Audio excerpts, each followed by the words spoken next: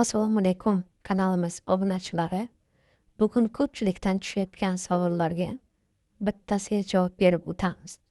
Qanday qilib Melbet ilovasida O'zbekiston hududida hisobni to'ldirish mumkin degani. Buning uchun biz o'zimizning profilimizga kirib olib, bu yerda ko'rib turganingiz kabi to'ldirish uchun tugmasini bosamiz. Mana ko'rib turganingizdek bizga O'zbekiston hududida tavsiya etilayotgan to'lov turlarini ko'rishimiz mumkin. Bu yerda yozib berganidek Humo Fastest, Uzcard Fastest, Uzumbank, Uzcard Tez va Payme ilovalari bor.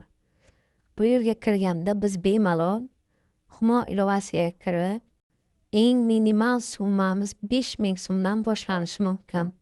Foydalanuvchilarga qulaylik yaratish maqsadida bu yerda 120 ming, 150 ming, 180 ming, 200, 300 va o'zimiz xohlagan summani kiritish imkoniyatimiz ham bor.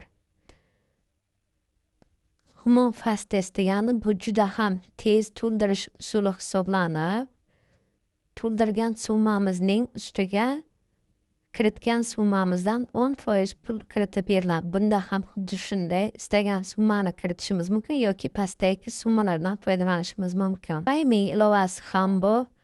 Payme ilovasida karta raqamini kiritib tasdiqlash tugmasini bosganimizdan so'ng bemalol foydalanishimiz mumkin. Ayrim holatlarda nima uchun depozit hali kelib tushmadi deb ko'pchilik ham savol beradi. Bu savolga mana bu yerda agar mablag' to'ldirishga muammoga duchor bo'lsangiz yoki biror joyga tushunmasangiz bizning Telegram qo'llab-quvvatlash xizmatimizga murojaat qiling deb link qoldirishgan.